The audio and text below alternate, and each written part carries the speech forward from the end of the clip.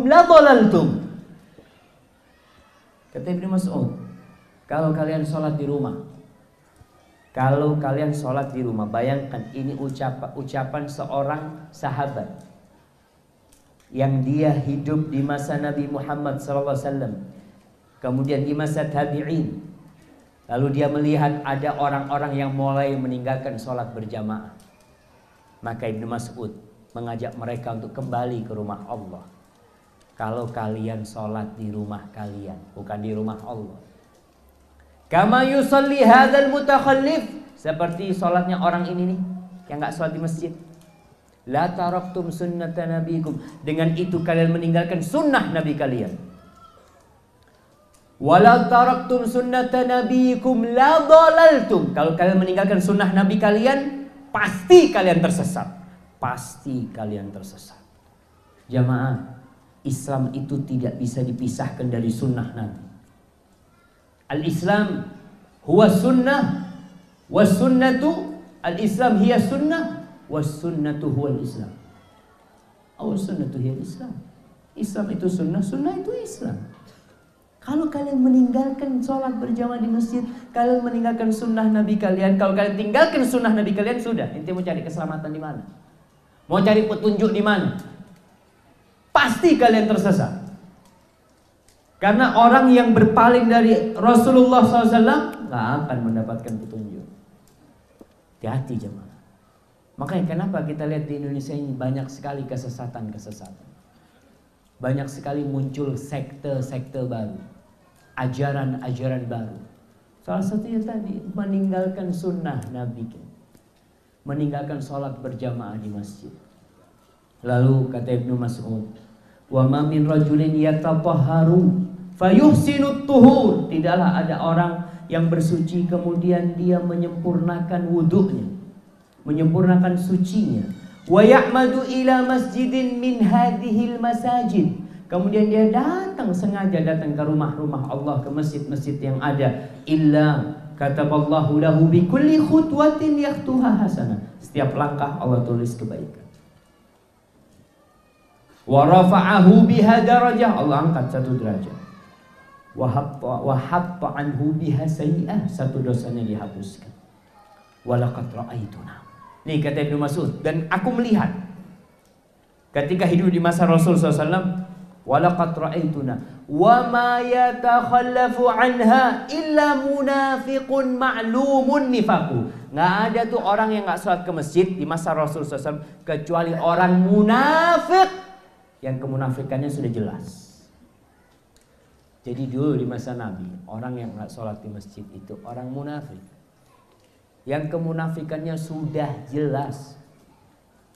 Walaqad kana rajul yu'ta bihi yuhada bainar rajulain atau yuhadi bainar rajulain. Dulu tuh orang sampai dibawa, dibopong oleh dua orang, hatta yuqama fi shaf, sampai dia berdiri di shaf. Sekarang ada kursi roda, dulu nggak ada, digotong tuh jamaah untuk diberikan di shaf. Athar ini diriwayatkan oleh Imam Muslim, sahih. Maka kalau ingin Islam itu tetap ada di sini nih, jaga tuh sholat di masjid.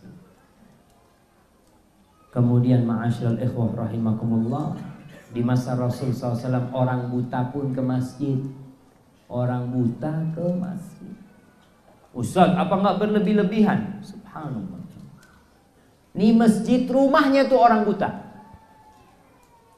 Rasul SAW udah mengatakan al-masjidu baitu kulli taqi, masjid itu rumahnya setiap orang yang bertakwa.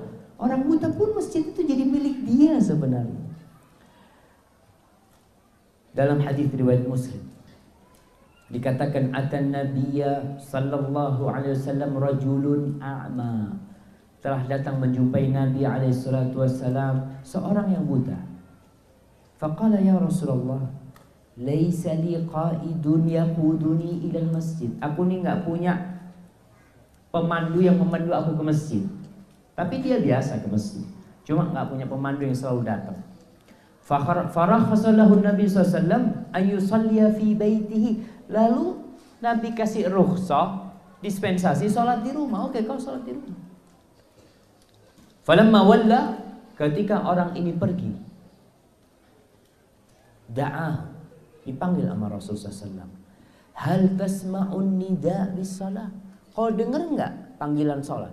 Kau dengar enggak panggilan hayya 'alas salat? Qala na'am, iya aku dengar. Qala fa'ajib. Kalau kau dipanggil, kau dengar, maka jawablah panggilan Allah. Maka para jamaah,